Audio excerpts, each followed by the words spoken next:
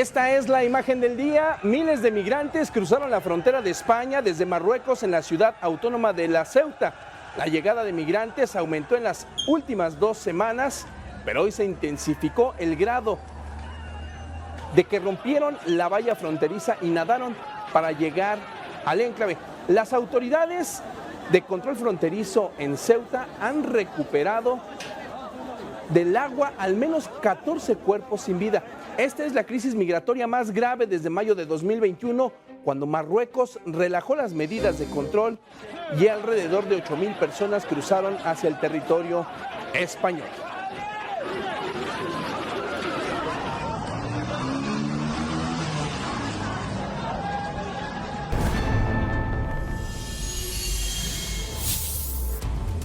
Capturaron al R1, presunto autor intelectual del asesinato de Carlos Manso, expresidente municipal de Uruapan, Michoacán.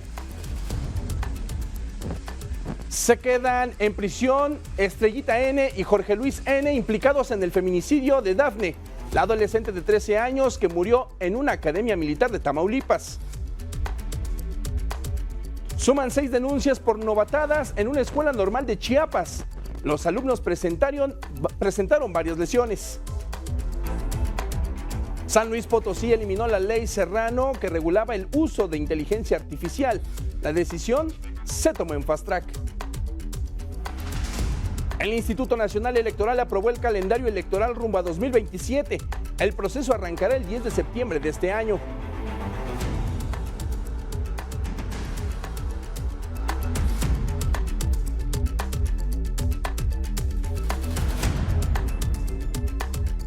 ¿Qué tal? Muy buenas noches, gusto saludarlos. Yo soy Michelle Santiago, a nombre de Sofía García, titular de este espacio. Lo invitamos a que se quede con muchísima información en República H. Síganos a través de nuestras redes sociales, @heraldo_tv, en X y en Instagram y en Facebook como Heraldo Televisión. En mi cuenta me encuentra a través de todas las redes sociales como @MichelleSantiago. También el día de hoy saludamos precisamente a Marta Espinosa, quien nos va a tener todos los detalles del clima. Martita, qué gusto saludarte, muy buenas noches. Hola Michelle, muy buenas noches, qué gusto saludarte. Así es, más adelante vamos a estar platicando sobre que el Servicio Meteorológico Nacional advirtió que va a haber en el país un contraste atmosférico ocasionando altas temperaturas y fuertes lluvias en toda la República, pero más adelante te doy los detalles.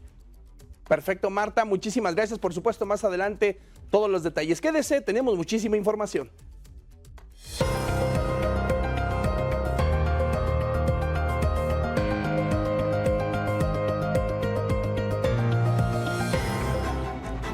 Vamos con Marco Fragoso, que nos tiene información sobre la detención de Ramón N., alias el R1, presunto implicado en el asesinato de Carlos Manso. Adelante, Marco, muy buenas noches. Hola Mitch, muy buenas noches y qué gusto saludarte. Así como lo comentas, fuerzas federales detuvieron a Ramón Ángel N., alias el R1, identificado como presunto autor intelectual del homicidio del expresidente municipal de Uruapan, Carlos Manso. Así lo reveló el secretario de Seguridad y Protección Ciudadana, Omar García Harfuch. De acuerdo con el funcionario, el operativo fue realizado por la Secretaría de Seguridad Pública, Fuerzas Especiales del Ejército y el Centro Nacional de Inteligencia. De acuerdo con el secretario, el R1 es señalado como líder de los R, célula vinculada al cártel Jalisco Nueva Generación, con presencia en Michoacán y Jalisco y relacionada con extorsión, homicidios y narcotráfico. Con esta captura, Michelle, suman 31 detenidos por el asesinato de Carlos Manso ocurrido en noviembre de 2025. La información y regreso contigo al estudio. Muy buenas noches. Perfecto, Marco, muchísimas gracias. Un tema pues relevante y estaremos pendientes aquí en la pantalla de Heraldo Televisión. Gracias, Marco, muy buena noche. Pendientes, muy buena noche. Y la detención del R1 representa un avance en el esclarecimiento del homicidio de Carlos Manso. El fiscal de Michoacán, Carlos Torres Piña, reconoció el trabajo conjunto con el Gabinete de Seguridad. En total van 31 detenidos por el asesinato del expresidente municipal de Uruapan, Michoacán.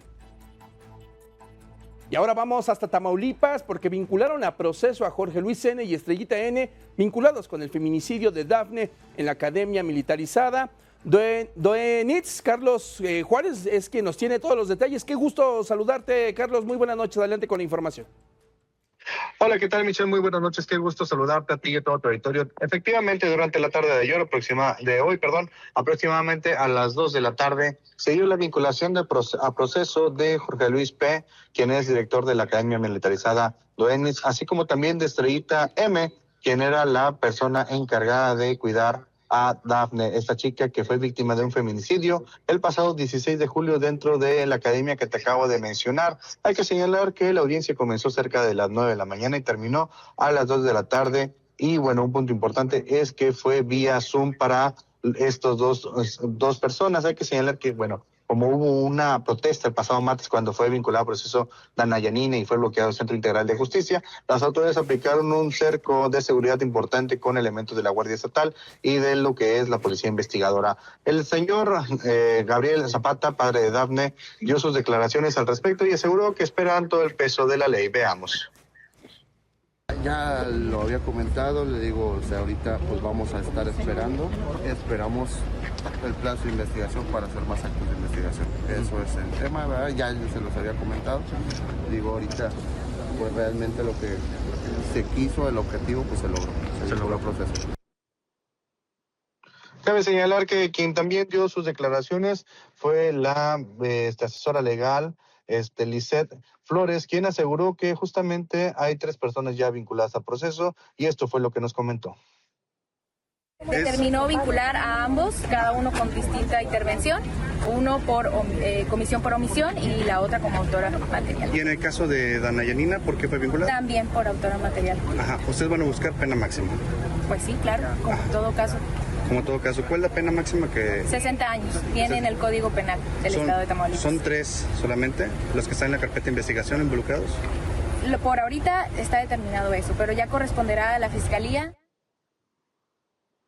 Ahí están las declaraciones al respecto de todo esto que ha surgido durante los últimos días al respecto del caso de Dafne. Hay que destacar que, bueno, pues son 3 las personas que están vinculadas al proceso. La primera fue Dana Yanina, de 18 años, a quien se le acusa de ser coautora material del feminicidio de Dafne. Estrellita M., quien, bueno, pues es señalada como como persona que estuvo justamente quien aplicó el asesinato, y bueno, pues el director, quien a pesar de saber todo lo que había pasado, actuó con una omisión.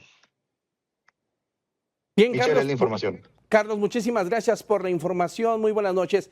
Y bueno, la Academia Militarizada Ignacio Zaragoza de Puebla no cerrará, aunque la SEP confirmó que sería clausurada. Así lo confirmó Daniel Guzmán, director de la institución. Argumentó que la escuela cuenta con los permisos y registros de validez oficial. Y ahora vamos hasta Chiapas. Hay otra denuncia más por novatadas en la escuela normal Mactumac-Sa, en Chiapas. Lisette Coello nos tiene todos los detalles. Adelante, Lisette, buenas noches. Muy buenas noches, te saludo con gusto aquí al auditorio e informarte que, bueno, pues la Fiscalía General del Estado de Chiapas informó este jueves que ya van 6 denuncias contra quienes resultan responsables por el delito de lesiones a jóvenes de nuevo ingreso de la Escuela Normal Rural Mactumac-Sa. Por la mañana continuaban llegando estudiantes de varios... Bien, vamos a tratar de recuperar la comunicación con nuestra compañera allí en Chiapas, Lisette Coello. Por lo pronto vamos a un resumen por los estados. En Sonora se realizó una subasta ganadera para fortalecer la comercialización en el estado. Buscan impulsar el desarrollo económico de los productores de la región. La estrategia facilitará la compra y venta de cabezas de ganado a precios competitivos. Autoridades destacaron la alta calidad de los ejemplares presentados durante la jornada. En el Estado de México, una camioneta de transporte público volcó sobre Avenida Nacional en Ecatepec. El chofer perdió el control de la unidad al intentar evadir un retén policial. Servicios de emergencia y elementos de tránsito se movilizaron, mientras que las maniobras provocaron caos vial. En Torreón, Coahuila, un choque en periférico dejó 2 mujeres heridas, quienes fueron trasladadas a un hospital. Al parecer, la conductora iba a exceso de velocidad. Acudieron paramédicos y elementos de tránsito. Las autoridades iniciaron los peritajes correspondientes. Con información de Heraldo Media Group.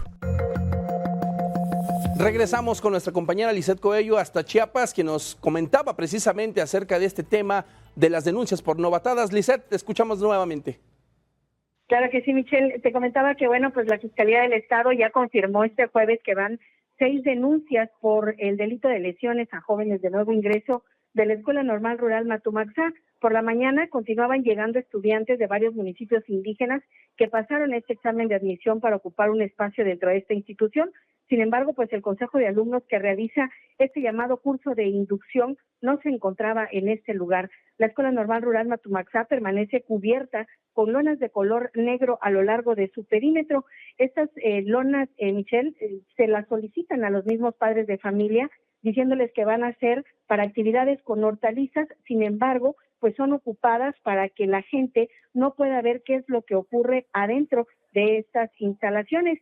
En este interior, el acceso a los salones también estaba ocultando qué pasaba con el mismo material. De acuerdo con los testimonios de estudiantes y padres de familia, en esas instalaciones presuntamente pues fueron retenidos durante el fin de semana pasado alumnos de nuevo ingreso, quienes aseguran que permanecieron sin alimentos, con acceso limitado al agua y sin posibilidad de utilizar los sanitarios. En la entrada principal se observan machetes, lazos, bolsas con nylon negro y otras herramientas de campo. Hay pocos alumnos y estos pues evitaron hacer declaraciones a los medios de comunicación y permanecen dentro de la escuela. Otros más están dispersos también en este sitio aledaño a la institución. Las autoridades, Michelle, señalan que van a continuar con esta investigación. Ya se armó precisamente una carpeta desde el día de ayer que 5 padres llegaron. Hoy se confirma una más. Al parecer hay una estudiante que está hospitalizada en el municipio de Escuintla y están tratando de localizar a los padres para que también pues rinda su testimonio. Michelle, sería el reporte. Gracias, Lisset, muy buenas noches y sin duda pues este tema es algo importante y hay que poner mucha atención en este tipo de casos porque las consecuencias pueden ser lamentables. Vamos ahora a las calles de la Ciudad de México. Mario está en la alcaldía Cuauhtémoc por el posible traslado del R1, ya le hablaba al inicio del noticiero. Mario, qué gusto saludarte, muy buenas noches. Hola, ¿qué tal, Michelle? Muy buenas noches. Efectivamente, nos encontramos a las afueras de la Fiscalía Especializada en Materia de Delincuencia Organizada. Como bien lo mencionan, este día el secretario de Seguridad Ciudadana, Omar García Harfuch, informó que en un fuerte operativo de seguridad encabezado por elementos de la Secretaría de Seguridad Pública y también de la Marina, el Ejército y Policía de Investigación lograron la detención de Ramón Ángel N., alias el R1, señalado como el actor intelectual del homicidio del alcalde de Uruapan, Carlos Manzo. Te comento que el R1 está identificado como el principal líder de la célula, los RS, una célula de criminales del cártel Jalisco Nueva Generación que operan en Uruapan, Morelia y Michoacán, así como en Jalisco. Comentarte que esta organización está relacionada con extorsiones, homicidios, tráfico y drogas. Nos encontramos aquí en la FEDNO a la espera de que llegue esta persona, el R1. Comentan que todavía se encontraba hace unos momentos en Jalisco. Se espera que en las próximas horas sea trasladado al aeropuerto capitalino y posteriormente sea trasladado a la Fiscalía Especializada en Materia de Delincuencia Organizada, la FEDNOC, donde en estos momentos nos encontramos haciendo guardia. Pero también te quiero comentar que en estos momentos hay un fuerte operativo también de seguridad. Se espera que salga un detenido de esta zona, incluso ya se encuentra aquí pues estacionado este vehículo blindado de parte de la Secretaría de Seguridad y Protección Ciudadana. Son varios vehículos que están aquí a la espera de sacar a una persona detenida. Hasta el momento la información es bastante hermética, no han informado, y también nos pudimos dar cuenta que están llegando varios vehículos también de la Guardia Nacional, del Ejército a esta zona, aquí a las inmediaciones de la FEDNOC. Son varios vehículos blindados también del Ejército Nacional, se encuentran estacionados aquí en la esquina de donde se encuentra la FEDNOC, pero es bastante el movimiento que hace aproximadamente unos 10 minutos empezó a percatarse en esta zona. Estaba todo medio tranquilo, pero hasta el momento ahorita estamos apreciando que están llegando bastantes vehículos del Ejército, se encuentran aquí en la esquina exactamente donde está la FEDNOC. La información, como te lo comento, Michelle, es reservada. No sabemos si traen ya aquí al detenido o van a traer a alguien, pero los vehículos, como estamos apreciando a través de las imágenes del Heraldo, llaman la atención que son vehículos blindados del Ejército Nacional. Estaremos informando a través del Heraldo Televisión si se realiza el traslado del R1. Perfecto, Mario. Pues por supuesto estaremos pendientes de este posible traslado. Si ocurre algo de inmediato nos vamos a conectar contigo. Gracias, muy buena noche. Yo me pendiente, Michelle. Buenas noches. Y vamos a otro punto de la capital mexicana, vamos con Alan, quien se encuentra en la alcaldía de Iztacalco, porque allá hay una fuga de hidrocarburo. Alan, ¿cómo estás? Muy buenas noches, qué gusto saludarte. Hola, ¿qué tal, Michelle, Santiago? Amigos, muy buenas noches. Nos encontramos en la calle de Goma al cruce con Añil y en este punto continúa el resguardo por parte de la Guardia Nacional, así como elementos de seguridad de Pemex. Esto debido a que pues durante 3 días en este punto exactamente vecinos de la zona reportaron un fuerte olor a combustible. En las coladeras de sus domicilios, así como en un registro sobre la vía pública. Debido a esta situación han venido diversos especialistas, principalmente se llevó a cabo una limpieza este sistema de drenaje para posteriormente insertar a objetos, instrumentos que estarán permitiendo verificar los ductos de Pemex de la estatal que se encuentran en este perímetro y con esto poder determinar si es que pudiera existir una fuga. Bien, bueno, pues recordemos que en esta zona pues están algunos tubos precisamente de hidrocarburo. Hace aproximadamente 2 años, vecinos de esta colonia Añil, bueno, pues ya habían reportado olores precisamente de hidrocarburo. Hace unos días nuevamente habían denunciado ante las autoridades la presencia de este olor y bueno, pues en este momento pues continúan ahí, veíamos las imágenes de nuestro compañero motorreportero. Muchísimas gracias a nuestros compañeros, por supuesto, Mario, estaremos pendientes de este posible traslado. Muy buena noche. Y es momento de ir a un corte, pero al regresar tendremos al activista Marco Gutiérrez para hablar del agua contaminada en Jalisco. Antes los dejo con estas imágenes de un chofer de autobús en Acapulco. Se disfrazó de iguana para alegrarle el día a los pasajeros. La creatividad del mexicano no tiene límites, vean nada más. Lo que te encuentras en Acapulco. Una iguana manejando. ¡Saludos, saludos! Gracias por continuar con nosotros. Tenemos más información. El Congreso de San Luis Potosí derogó la ley Serrano encargada de sancionar el uso indebido de la inteligencia artificial. Esto impulsará una nueva regulación desde la constitucionalidad y el análisis de las herramientas tecnológicas. Y ahora vamos hasta Jalisco. Sigue el problema del agua que cada vez afecta a más ciudadanos. Para hablar del tema, saludo al activista Marco Gutiérrez. Marco, qué gusto saludarte. Muy buenas noches. El gusto es mío, estimado, querido Michelle. Gracias por la invitación y saludos a tu auditorio. Marco, un tema importante, un tema de salud, un tema ambiental. ¿Qué es lo que está ocurriendo en Jalisco? ¿Por qué el agua está tan sucia llegando a los hogares de miles de personas? Eso es precisamente lo más grave. Creo yo que el gobierno estatal y los gobiernos municipales no nos han sabido o no nos han querido decir cuál ha sido la causa de que tengamos agua sucia, puerca, contaminada en cientos de colonias del área metropolitana de Guadalajara.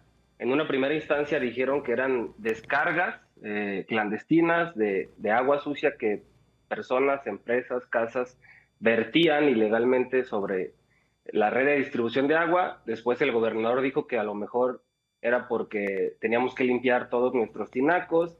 No se ponen de acuerdo y al día de hoy todavía no sabemos la causa, todavía no han publicado un diagnóstico, pero la crisis de agua puerca pues se mantiene igual. ¿Cómo está afectando precisamente esta crisis de agua a los miles de personas que pues a diario reciben pues agua, ya veíamos en las imágenes, pues prácticamente negra? Pues afecta mucho porque el agua es un elemento vital, elemental, primordial para la supervivencia de todos los seres vivos.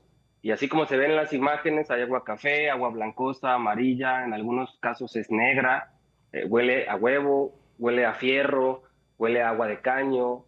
Y pues imagínate, muchas familias no pueden lavar trastes con esa, no pueden bañarse, no pueden lavarse la boca, no pueden lavar ropa. Ha habido afectaciones a la salud, de piel, enfermedades gastrointestinales, de ojos, de cabello, y muchas familias tienen que estar haciendo un gasto doble porque pagan el recibo del agua y tienen que gastar en pastillas de cloro, filtros, agua de garrafón para bañarse con esa, y pues todos los daños subsecuentes de eso, ¿no? El CIAPA, has visto que ha impulsado acciones, ven trabajos de su parte. ¿Qué ha pasado, por ejemplo, también con la potabilizadora de Miravalle?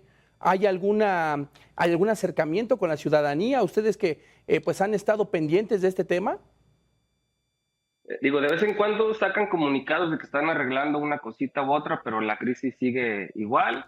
Cuando terminó el Mundial, el gobierno del estado dijo que iba a emprender unas obras, modernizar y ampliar esa planta potabilizadora, creo que también la 3 y la 5 dijeron, y un acueducto sustituto de Chapala a Guadalajara, pero dicen que necesitan 20,000 millones de pesos y no dicen de dónde va a salir. Acá estamos muy preocupados porque tememos que pudieran querer privatizar el servicio o alguna alianza público-privada que a lo mejor no nos convenga o que endeuden el Estado y pues nos han dicho que van a realizar 30 acciones para empezar a solucionarlo en el corto plazo, pero no nos dicen cuáles acciones. Se han metido solicitudes de transparencia y la respuesta del mismo CIAPA es que no tienen el documento, que no saben cuáles son esas 30 acciones.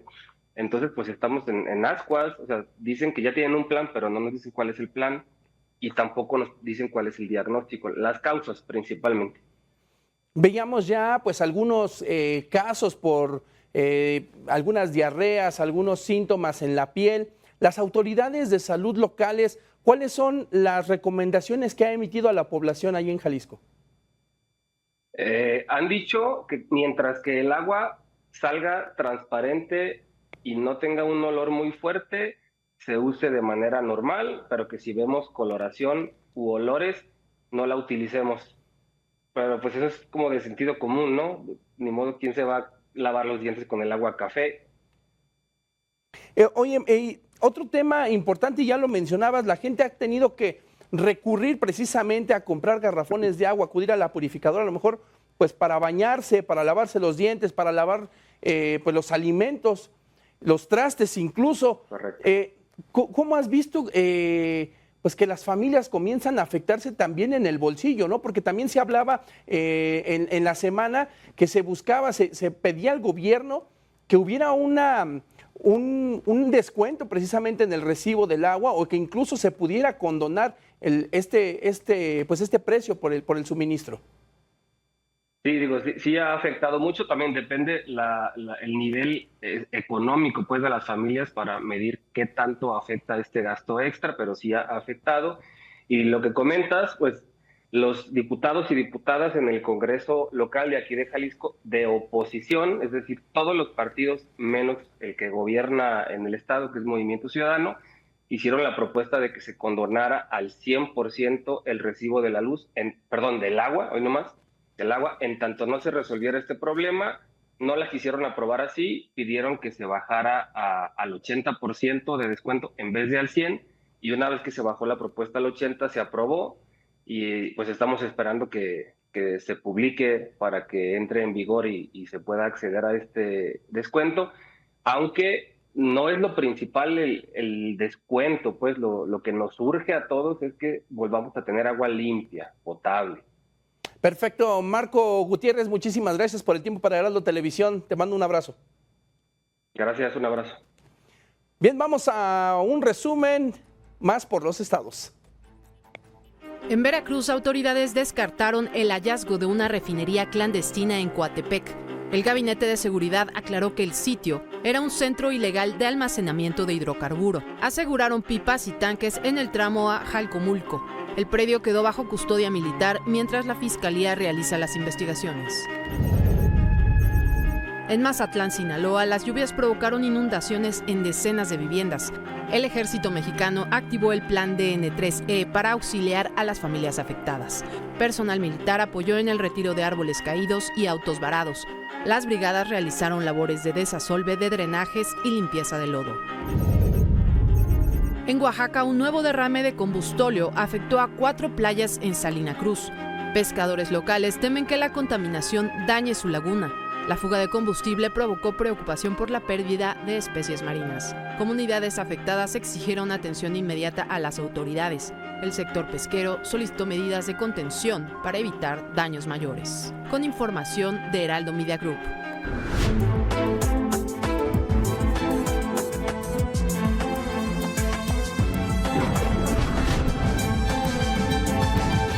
Ruta 2027. Iniciamos esta Ruta 2027. El Instituto Nacional Electoral alista el proceso electoral 2026-2027 con un plan que contempla 505 actividades y la participación de 15 áreas institucionales. El instituto busca dar certeza a la ciudadanía sobre cada etapa de la elección en la que se renovará la Cámara de Diputados. Así lo confirmó la consejera presidenta del INE, Guadalupe Tadei. Que el proceso electoral federal 2026-2027 iniciará el próximo 10 de septiembre, fecha acordada el día de ayer en mesa de trabajo con todas las consejerías. A partir de esta fecha, del 10 de septiembre, comenzará formalmente la preparación de la elección en la que se renovará la totalidad de la Cámara de Diputadas y Diputados, 500 cargos de los cuales 300 serán electos por el principio de mayoría relativa y 200 por representación proporcional. Ese mismo día se activarán los mecanismos de observación electoral y comenzará la difusión de la convocatoria para las personas visitantes extranjeras cuyo plazo se extenderá hasta el 26 de mayo de 2027. Además, el INE planteó un presupuesto superior a los 36,000 millones de pesos para las elecciones de 2027. Los recursos incluyen las prerrogativas para los partidos políticos y una eventual consulta popular. Y por su parte, Morena calificó la solicitud de presupuesto del INE como desproporcionada. Los diputados recordaron que la restricción presupuestal obliga a revisar la petición y que por ello el Congreso enfrentó recortes.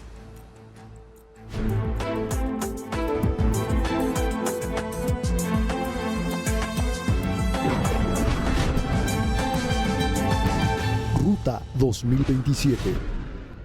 Continuamos en el panorama político. El PRI impugnará la decisión del Tribunal Electoral que le prohibió al senador Alejandro Moreno usar las expresiones de narcopartido para referirse a Morena. Argumentó, es un acto de censura.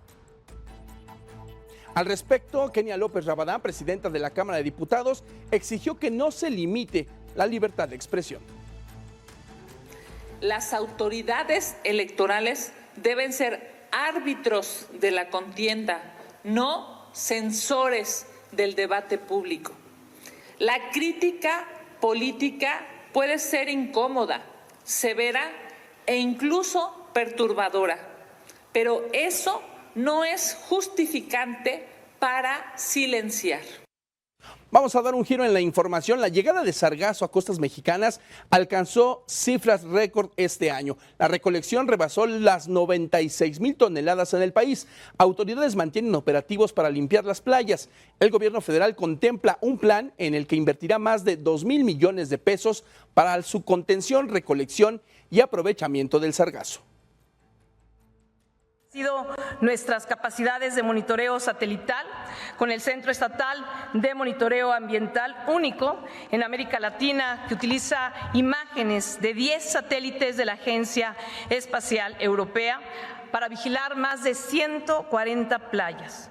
Elabora pronósticos diarios y también anticipa el arribo del sargazo. Nos permite así hacer un semáforo diario para saber en dónde arribará el sargazo. Y clausuraron temporalmente la zona donde se descarriló un tren en Sonora. Esto para descartar si las sustancias químicas tóxicas afectaron el ambiente. Alicia Bárcena, secretaria de Medio Ambiente y Recursos Naturales, reiteró la presencia de autoridades ambientales en el lugar. El 29 de julio se hizo una clausura temporal en la zona del accidente como medida de seguridad. Con el fin de restringir el acceso, se realizó un sobrevuelo de 5 kilómetros del cauce, incluyendo el poblado del Saus, que está ubicado a 3.7 kilómetros del lugar del accidente, que eso nos preocupaba mucho, pero no se identificó ninguna evidencia de la solución derramada. El derrame fue de cobre y de hidrosulfuro hidróxido de sodio. Vamos ahora a un recorrido por la República. El Producto Interno Bruto de México creció 1.5% en el segundo trimestre del año, de acuerdo con el INEGI. La presidenta Claudia Sheinbaum celebró la cifra y explicó que el avance se debe al crecimiento de algunos sectores de la economía nacional. El sector primario aumentó de manera muy importante y el terciario también, que son los servicios. Estos dos son los que han movido. Y el crecimiento del segundo trimestre es 1.5% trimestral y si esto se hace anual es 2.5% anual. El canciller Roberto Velasco recibió a los embajadores de los países miembros de la Liga de los Estados Árabes acreditados en México, como Arabia Saudita, Argelia, Egipto, Irak, Marruecos y Líbano. El objetivo de esta reunión fue profundizar las relaciones comerciales y la cooperación. Senadores del Partido del Trabajo propusieron prohibir que menores de edad tengan acceso a plataformas digitales como TikTok. Los legisladores argumentaron que el uso excesivo de dispositivos electrónicos afecta su salud mental y emocional. Vamos con el pronóstico del clima para mañana con Marta Espinosa. Martita, qué gusto saludarte, muy buenas noches. Buenas noches, Michelle. Te cuento que está por finalizar el mes de julio y un frente frío atípico sorprende a México en pleno verano, provocando lluvias intensas y descenso de temperaturas. Este se aproximará a partir del sábado 1 y domingo 2 de agosto. Mientras tanto, vamos a conocer las condiciones para mañana viernes. En el norte del país, un anticiclón en niveles medios de la atmósfera mantendrá la ola de calor con temperaturas extremas. Vemos que en Mexicali, Baja California, se espera una máxima de hasta 47 grados, a hidratarse muy bien de aquel lado, una mínima de 34 grados. Sinaloa, intervalos de sol y lluvia, una máxima de 45 y una mínima de 28 para mañana. Y Chihuahua, temperaturas entre los 45 y 24 grados. Nos movemos al centro del país, en donde se prevén lluvias con posible caída de granizo. En Querétaro, una temperatura máxima de 30 grados y una mínima de 15. En la Ciudad de México, temperaturas entre los 28 y 13 grados, con presencia de lluvias fuertes como en el Estado de México. Para mañana, una máxima de 25 y una mínima de 8, así que a sacar las chamarras muy bien. Y finalizamos en el sur del país, donde se va a desplazar la onda tropical número 22, que va a reforzar el pronóstico de lluvias fuertes en esta región. Yucatán, una máxima de 40 para mañana, mínima de 23. Campeche, temperaturas entre los 40 y 25 grados, con fuertes lluvias, al igual que en Quintana Roo, que espera una máxima de 40 y una mínima de 27 grados. Es la información del clima hasta el momento. Michelle, regreso contigo. Muchas gracias y linda noche. Gracias, Martita, muy buena noche. Es momento de ir a un corte, no le cambie porque tenemos todavía más información. Gracias por continuar con nosotros, tenemos más información. Más de 5,000 migrantes cruzaron nadando hacia Ceuta, al sur de España. Había menores ingresando sin acompañantes al país.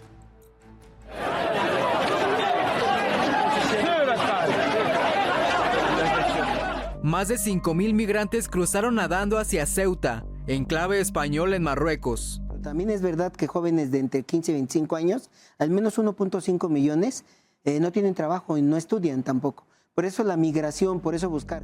La Guardia Civil Española reportó que entre los migrantes hay alrededor de 500 menores no acompañados. Por ley, los infantes deben ser protegidos, y si no son reclamados por sus familias, España no puede devolverlos.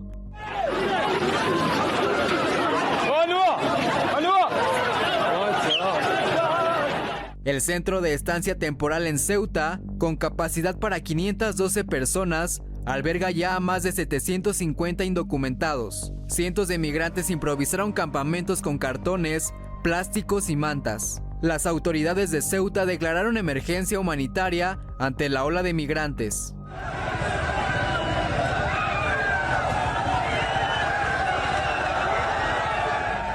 Las migrantes embarazadas están protegidas por la ley de extranjería, la cual establece que no serán expulsadas cuando estén en situación de vulnerabilidad. Y en el gobierno español, la Corte Suprema ordenó que no hay deportaciones rápidas. O sea, al menos de manera policial son 72 horas para que un migrante sea detenido, ayudado, puesto en buenas condiciones.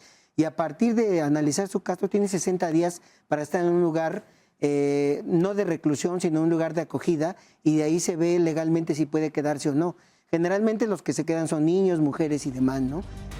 El presidente del gobierno español, Pedro Sánchez, aprobó un proceso de regularización y un plan de integración y ciudadanía para extranjeros que ya vivían en España antes de finalizar 2025. En abril, hubo una regularización de migrantes que dio de residencia y trabajo a alrededor de 500.000 de personas en España. Muchos de los jóvenes provenientes de África buscan llegar a Europa, en una ruta migratoria que ha consolidado la presencia de marroquíes en España, Francia, Alemania e Italia. Y el gobierno italiano propuso suspender el espacio aéreo con España tras la llegada de migrantes desde Marruecos. La primera ministra Giorgia Meloni aseguró que analiza medidas extraordinarias para proteger las fronteras. Y precisamente para platicar más de este tema, saludo con muchísimo gusto aquí en el estudio a Israel López, coeditor de la sección Orbe. Israel, qué gusto saludarte, muy buenas noches, bienvenido. Hola, buenas noches. Un tema, ya lo veíamos, las imágenes son impresionantes, imágenes que se han repetido por años en Centroamérica, en la frontera norte de nuestro país. Hemos visto también precisamente en España la gente que pues va buscando refugio. ¿Qué ha pasado aquí? ¿Qué fue lo que falló en este tema de la seguridad fronteriza? Bueno, mira, el asunto de Ceuta es que es un enclave que está en África, pero de soberanía española. Esto pues es el punto donde desde Marruecos se puede llegar y es la entrada en realidad a Europa, ¿no? Por eso lo que comentabas ahorita de Giorgia Meloni quiere vetar el espacio Schengen, que es la libre circulación por Europa. Esto también provocó una disputa diplomática entre España y Italia, porque Italia le critica mucho a España esa recepción de migrantes, ¿no? La Corte Suprema acaba de aprobar el día de ayer, y que entró en vigor hoy, la posibilidad de que los migrantes no sean deportados de manera inmediata, sino tengan, como ya decía la nota, 72 horas de manera policial para ver cómo está su situación y si hay alguna posibilidad de que ellos se puedan quedar de acuerdo por las circunstancias que hayan migrado, entonces tienen 60 días para poder normalizar o regularizar su situación. Si en esos 60 días no es posible, entonces serán deportados, pero bajo otras condiciones.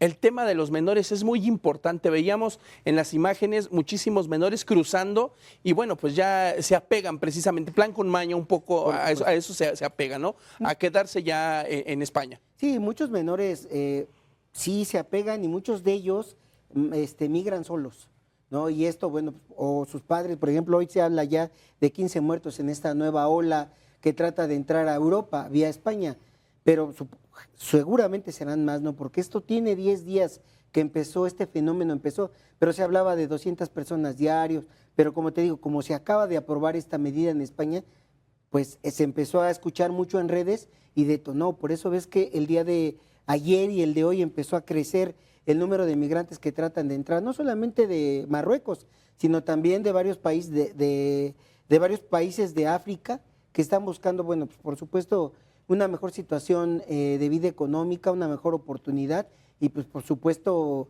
tener la posibilidad de avanzar de manera profesional, ¿no? Para que nuestro público pueda entender un poco más a fondo, en Centroamérica huyen de las guerrillas, de la presión de pues, los grupos criminales. De este lado de Europa, ¿de qué está huyendo la gente? Sobre todo la gente que viene de África. De la pobreza, principalmente de la pobreza. Pero también hay muchos países en África que tienen conflictos bélicos. Y esos conflictos bélicos, pues, por supuesto que también los hacen migrar.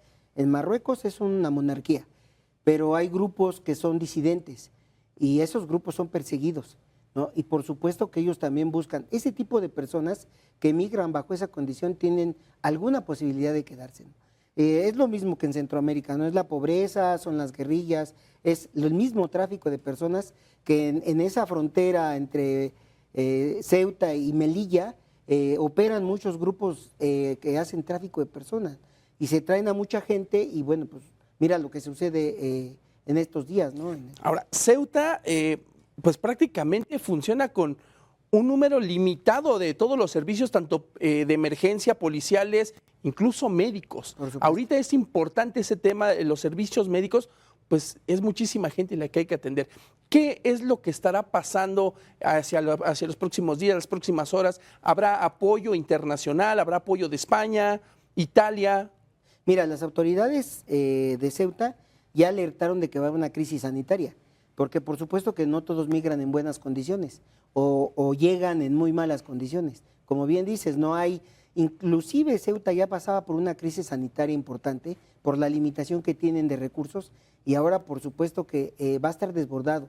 Italia no puede ayudar porque está precisamente criticando, y habrá que ver si Alemania, otros países como Francia, que son más receptivos a los migrantes, pueden apoyar en ese sentido. Ya sucedió alguna vez cuando los migrantes llegaron también en masa a Italia, como varios, Alemania precisamente con la canciller Merkel ayudaron mucho, ¿no?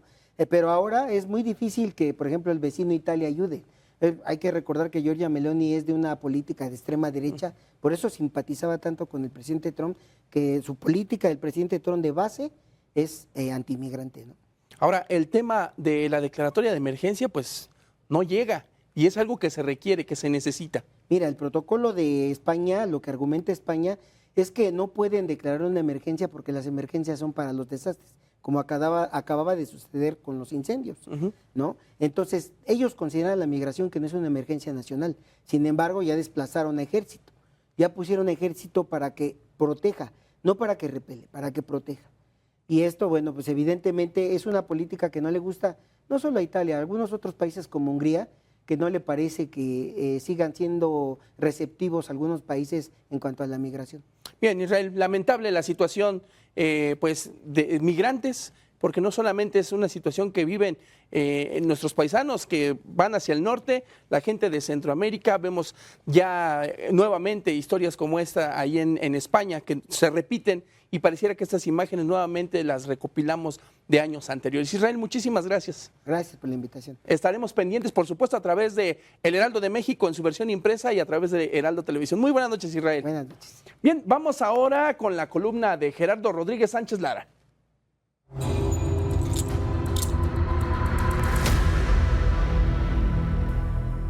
Muy buenas noches, Sofía. El día de hoy, en Cuarto de Guerra, analizamos el tema de la diplomacia militar de España. Y esto a partir del trabajo que hace el agregado de defensa de España en nuestro país. Y me refiero al coronel Alberto Guevara, que dejará en un par de días nuestro país para que otro militar del Estado Mayor de España ocupe su lugar. Alberto Guevara y la posición del agregado de defensa de España en México es fundamental. Desde México, él es el agregado además para otros países de Centroamérica como Guatemala, Honduras, El Salvador y Nicaragua. En nuestro país, Alberto realizó un trabajo muy complicado en una situación compleja como fue el tema del enfriamiento de las relaciones entre los dos países. Sin embargo, la disciplina de un coronel con experiencia de haber estado en Bosnia, en Líbano y en otras misiones de paz, el haber estado en los cuarteles generales de la OTAN, de la Unión Europea y en el Estado Mayor también de España, le dio una cartera de temas pues, muy interesante para desarrollar nuestro país. Primero, desarrollar relaciones al más alto nivel con la Secretaría de Defensa, la Secretaría de Marina, pero además tuvo la grandeza de desarrollar grandes relaciones con el sector empresarial, el sector de la sociedad civil y la academia en México. Un agregado militar en otro país lo que tiene que hacer es representar a las Fuerzas Armadas de su país frente a las Fuerzas Armadas de otro país, sobre todo para establecer relaciones de confianza, para establecer lazos que permitan la paz y la cooperación. Alberto Guevara se va de nuestro país con la misión del deber cumplido. Con la tranquilidad de que estableció puentes entre la sociedad civil, las instituciones de defensa y otras instituciones que nuestro país y España tienen la grandeza de establecer relaciones estratégicas para el bien y el bienestar de nuestras naciones. Te mando un fuerte abrazo, Sofía. Muy buenas noches. Bien, y es momento de ir a un corte, pero al regresar le tenemos las buenas de la República. Antes lo dejo precisamente con estas imágenes. Bueno, antes de irnos, vámonos con las buenas de la República.